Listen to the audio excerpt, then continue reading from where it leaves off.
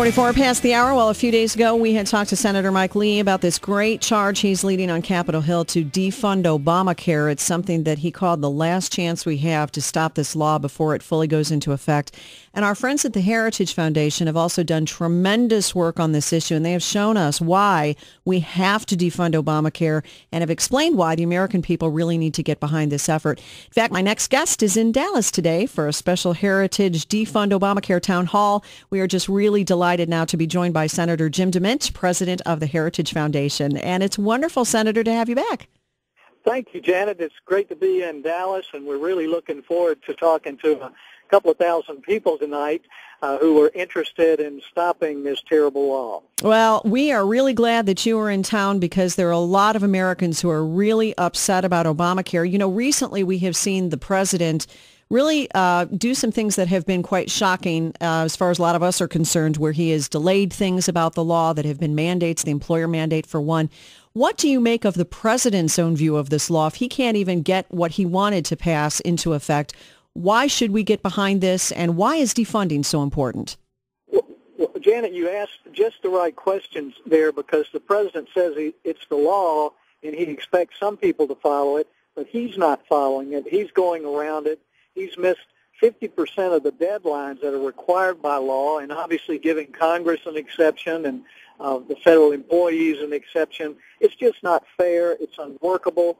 It's unaffordable. It's unpopular.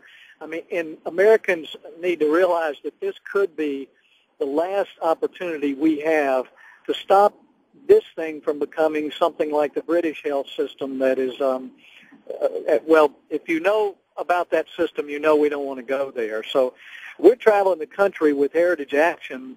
That's our sister organization that can be more involved in the political side and the grassroots development side. And they're encouraging people to call their congressmen and senators and be more informed. And we had a wonderful reception yesterday in Arkansas with several hundred people. Now in Dallas, we'll probably have 1,500 to 2,000 people tonight that want to come and get organized to help let their congressmen and senators know that they want this thing stopped. Yeah, well, I'm glad you're doing this because we have the HHS Secretary, Kathleen Sebelius, also in Texas this week pushing Obamacare. I think it's really interesting. The federal government has a $41 million contract with a PR firm for this national campaign to push Obamacare through a number of different channels. What do you make of this, that they have to spend $40 million to give the American people what they've been telling us all along the American people really want? Well, over half of Americans don't want Obamacare. And if you take a few minutes, and we've talked to thousands of them, and explain more about how this thing is going to affect their lives, their jobs, then you're going to find way over 60% of people want this thing stopped. And the only practical way for Republicans to stop it, since they control the House, they do control the purse strings, they need to fund the government, except they need to leave out any funding for Obamacare. That is a practical way for those who say they oppose Obamacare to stop it in its tracks. It sure is. Now, Senator Lee and his colleagues, I know Senator Ted Cruz is going to be with you tonight. They're talking about passing a continuing resolution, as you mentioned, that would fund the government but would not allow funding for Obamacare. Yet you have people who have said, we're worried about a government shutdown. It would be PR suicide for the GOP to do this. What are your thoughts on that issue of this will make the Republicans look bad? Well, I'd love to know what their strategy is, because the only thing I've heard from some of the Republican leadership and consultants is let the bill go into full effect, then the people will see what a mess it is, and that will help Republicans win the next election. So I don't want to unleash this plague onto America that will be very difficult to unravel in order for some party to win elections. If we have the opportunity to stop it, then that's what we should do. And it's the only strategy right now that I've heard in Washington that is anywhere near practical. So there's a risk of losing, particularly if Republicans are afraid to take the truth to the American people that they want to fund the government, they don't want to shut down, and if the government shuts down, it's only because the president wants it to.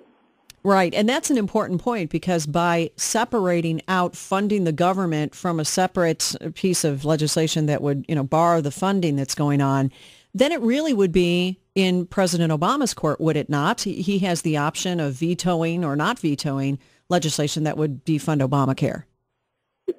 He would have the option. And now, he is going to threaten and probably will allow funding to run out on October 1st. He's probably going to do that anyway to get a debt ceiling increase and to get rid of the sequester. I don't think the president thinks the Republicans have the courage of their convictions. All the Republicans have said they want to stop Obamacare. So he's going to call their bluff. And what I'm hoping is that Americans will be so forceful in their voices that it will embolden a number of folks in Washington to take a stand, to cut the funding. It only makes sense. The president has already delayed large parts of this bill for a year. It only makes sense that we delay the whole thing. It's not fair to make some people live under it, but not others.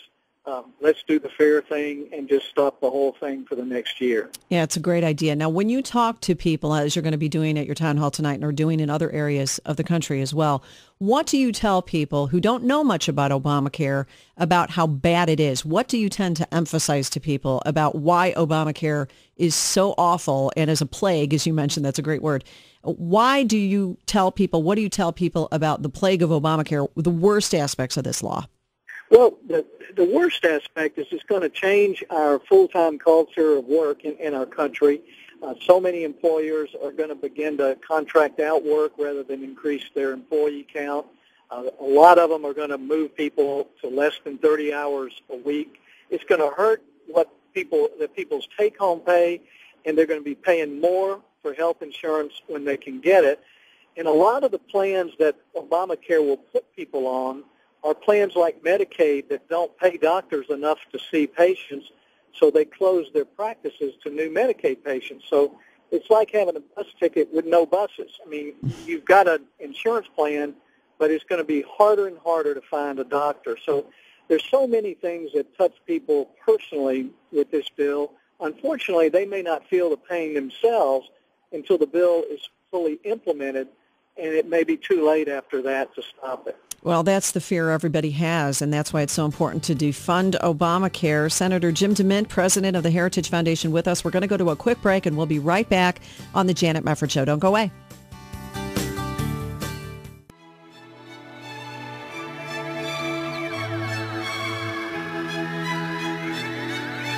We're back 5 minutes before the hour, chatting with Senator Jim DeMint, president of the Heritage Foundation. There is a Defund Obamacare town hall taking place in Dallas tonight at the Hilton Anatole, and lots of people expected to attend. People are mad about Obamacare, and there's never been a more important time than now to call your representatives, call your senators, and really urge them to stop this thing in its tracks before it goes into full effect.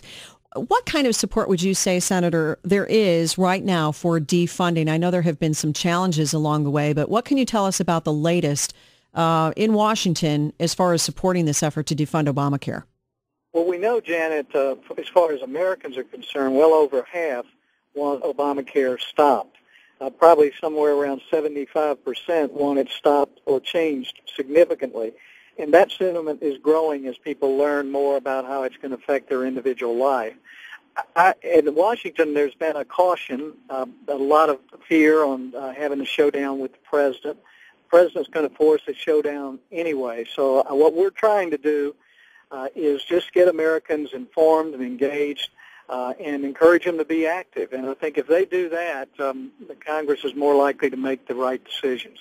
Well, fantastic. And I know you have a very busy day. We're so glad that you're able to carve out a little bit of time to spend with us and our listeners. And Senator Jim DeMint from Heritage Foundation, you can find them at heritage.org as always. And we so appreciate you, Senator, and the great work of Heritage. And thank you so much for being with us today. Janet, thanks for being a voice of reason on the air, and we'll talk to you soon.